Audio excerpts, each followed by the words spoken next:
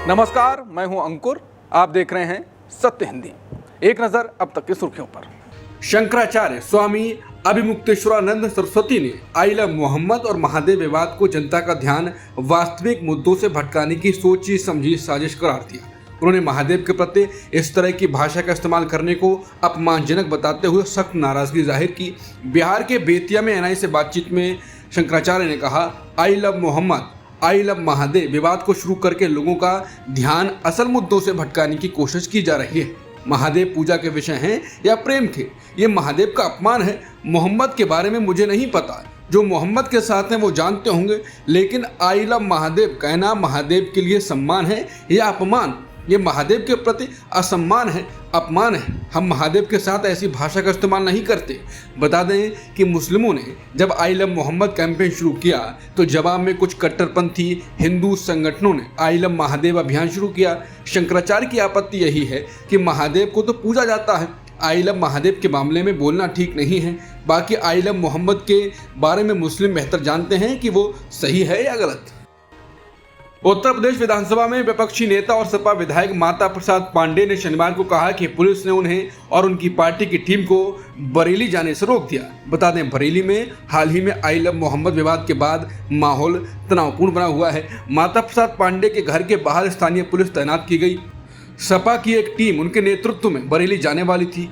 पांडे ने एनआई से बात करते हुए कहा कि पुलिस ने उन्हें नोटिस देकर घर पर रहने और बरेली नहीं जाने का निर्देश दिया। उन्होंने कहा कि मेरे नेतृत्व में एक टीम बरेली जा रही थी, मुझे पुलिस ने नोटिस दिया और इंस्पेक्टर ने कहा कि मुझे घर पर रहना होगा।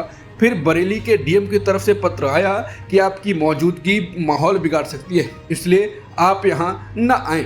पांडे ने आरोप लगाया कि अपनी कमियों को छिपाने के लिए हमें वहां जाने की अनुमति नहीं दी जा रही है। अब हम अपनी पार्टी सदस्यों से बात करके आगे की रणनीति तय करेंगे। गजा सिविल डिफेंस एजेंसी ने शनिवार को बताया कि अमेरिका के राष्ट्रपति ट्रंप के बमबारी रोकने के आग्रह के बावजूद इजरायल ने गजा सिटी और अन्य क्षेत्रों पर कई हवाई हमले और तोपों से गोलीबारी की है। सिविल डिफेंस प्रवक्ता महमूद बस्साल ने एएफपी को बताया, ये बहुत हिंसक रात थी जिसमें इजरायली सेना ने गजा सिटी और पट्टी के अन्य इलाकों में दर्जनों हवाई हमले और तोपबारी की। उन्होंने बताया, इस रात की बमबारी में कम से कम 20 घर नष्ट हो गए। अमेरिकी राष्ट्रपति ट्रंप ने शुक्रवार को कहा कि उन्हें लगता है कि हमास अब शांति के लिए तैयार है। उन्होंने इजरायल से अपील की कि गजा पर बमबारी तुरंत रोकी जाए ताकि बंधकों को सुरक्षित तरीके से बाहर निकाला जा सके। ट्रंप ने ट्रुथ सोशल पर लिखा कि हमास के ताज़ा बयान के आधार पर मुझे लगता है कि वे स्थायी शांति के लिए तैयार हैं। इजरायल को तुरंत गजा की बमबारी रोकनी चाहिए ताकि हम बंधकों को जल्दी और सुरक्षित तरीके से बाहर निकाल सकें। उन्होंने आगे कहा कि फिलहाल ऐसा करना बहुत खतरनाक है। हम बातचीत के विवरण पर काम कर रहे हैं। ये सिर्फ गजा की बात नहीं है, बल्कि पूरे मध्य पूर्व में लंबे समय से चाही जा रही शांति की बात है। हमास ने शुक्रवार को कहा कि वो अमेरिका के राष्ट्रपति ट्रंप की गजा योजना के तहत सभी इजरायली बंधकों, चाहे जिंदा हो या मृत, उनको रिहा करने के लिए तैयार है। संगठन ने यह भी संकेत दिया कि वो तुरंत मध्यस्थों के जरिए बातचीत शुरू करने को तैयार है ताकि रिहाई की शर्तों पर चर्चा की जा सके। हमास ने यह दोहराया कि वो गजा पट्टी का प्रशासन एक स्वतंत्र फलस्तीनी तकनीकी समिति को सौंपने पर सहमत है। इजरायल के प्रधानमंत्री बेन्यामिन नेतन्याहू ने कहा कि देश में गजा युद्ध समाप्त करने के लिए अमेरिकी राष्ट्रपति ट्रंप की योजना के पहले चरण को लागू करने की तैयारी कर रहा है। शनिवार को प्रधानमंत्री कार्यालय की ओर से जारी बयान में कहा गया कि इजरायल ट्रंप की योजना को उनके सिद्धांतों के अनुसार लागू करने के लिए पूर्ण सहयोग में काम करेगा।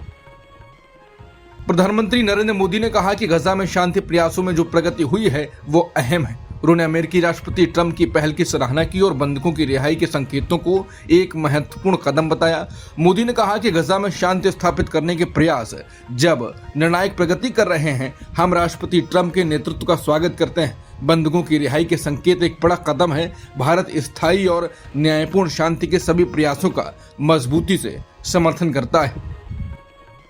मुख्य चुनाव आयुक्त ज्ञानेश कुमार की अध्यक्षता में चुनाव आयोग की टीम शनिवार को पटना पहुंची और आगामी बिहार विधानसभा चुनाव की तैयारियों का जायजा लिया। चुनाव आयोग की टीम ने सभी राष्ट्रीय और राज्य स्तरीय मान्यता प्राप्त राजनीतिक दलों के प्रतिनिधियों से मुलाकात की, जिसमें बीजेपी, जेडीयू, आरजेडी, कांग्रेस और अन्य दल शामिल थे।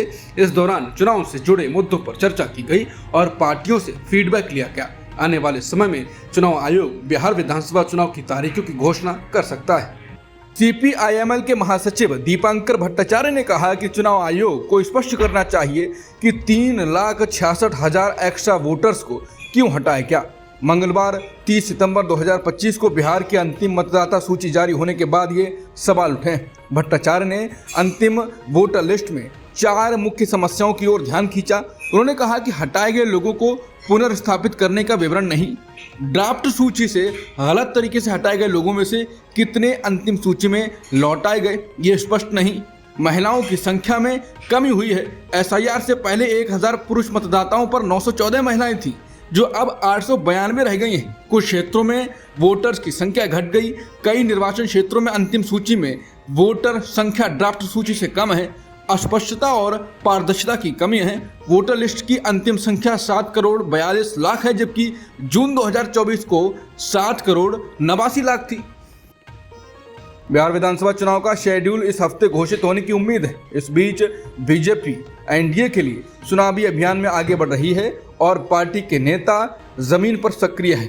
नए नियुक्त चुनाव प्रभारी धर्मेंद्र प्रधान शनिवार से पटना में रहेंगे और पार्टी कार्यकर्ताओं और सहयोगियों के साथ बैठक करेंगे।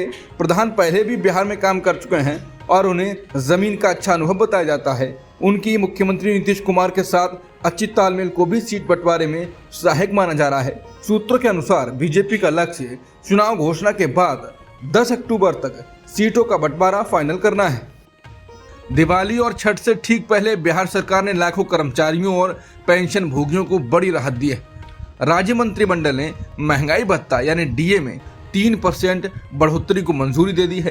कैबिनेट सचिवालय विभाग के अतिरिक्त मुख्य सचिव अरविंद कुमार चौधरी ने बताया कि अब डीए 55% से बढ़कर 58% हो जाएगा। ये बढ़ोतरी 1 जुलाई 2025 से लागू होगी। इसका लाभ सरकारी कर्मचारियों, पेंशनर्स और फैमिली पेंशनर्स को भी मिलेगा। ये फैसला त्योहारी सीजन में आर्थिक राहत के रूप में देखा जा रहा है। कांग्रेस महासचिव और वायनाड सांसद प्रियंका गांधी वाड्रा ने केरल के वायनाड जिले में हाल ही में आई आपदा पर केंद्र सरकार की राहत पर निशाना साधा। प्रियंका ने कहा कि वायनाड के लोगों ने एक विनाशकारी त्रासदी का सामना किया, जिसमें सहानुभूति, न्याय और तत्काल राहत की आवश्यकता थी। भूस्खलन के बाद केरल ने जीवन बहाल करने के लिए 2,221 करोड़ रुपए का अनुरोध किया, लेकिन केंद्र सरकार ने केवल 260 करोड़ रुपए मंजूर किए। ये जरूरत की केवल एक छोटी राशि है। वायनाड के लोग जिन्होंने अपने घर, रोजगार और अपने प्रियजन खो दिए, उन्होंने उम्मीद की थी कि उन्हें खासतौर पर पीएम मोदी के दौरे के बाद सार्थक मदद मिलेगी, लेकिन उन्हें जो मिला वो केवल उपेक्षा थी। राहत और पुनर्वास को राजनीति से ऊपर होना चाहिए। मानव पीड़ा को राजनीतिक अवसर के रूप में नहीं देखा जा सकता और वायनाड के लोग न्याय, समर्थन और सम्मान के हकदार हैं। जम्मू कश्मीर के सांभा जिले में अंतर्राष्ट्रीय सीमा के पास एक गांव के ऊपर पाकिस्तानी ड्रोन उड़ते देखने के बाद सुरक्षा बलों ने शनिवार 4 अक्टूबर 2025 को सर्च ऑपरेशन शुरू किया।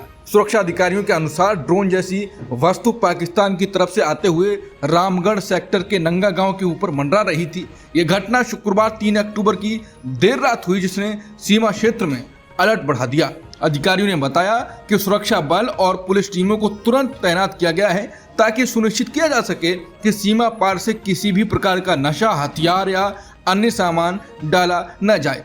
सर्च ऑपरेशन जारी है और आसपास के गांवों में सुरक्षा बढ़ा दी गई है।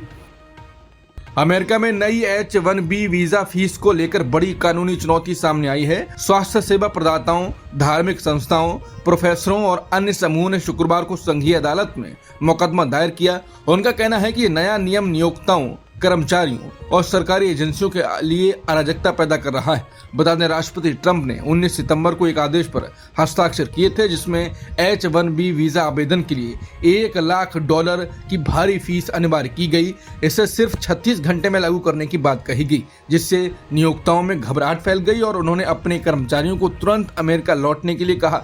मुकदमे में कहा गया है कि H-1B वीजा डॉक्टरों, शिक्षकों और धार्मिक सेवाओं के लिए जरूरी है। इससे इनोवेशन और आर्थिक विकास को बढ़ावा मिलता है। खास क्षेत्रों में नौकरियों के लिए यही मुख्य रास्ता है। डेमोक्रेसी फॉरवर्ड फाउंडेशन और जस्टिस एक्शन सेंटर ने कहा कि अगर राहत नहीं मिली तो अस्पताल डॉक्टर खो देंगे, चर्च पादरी खो देंगे, क्लासरूम से शिक्षक चले जाएंगे और उद्योग अपने इनोवेटर से वंचित रह जाएंगे। उन्होंने इस आदेश को ट्रंप का नया एंटी इमिग्रेशन पावर ग्रैब बताया और अदालत से इसे तुरंत रोकने की मांग की।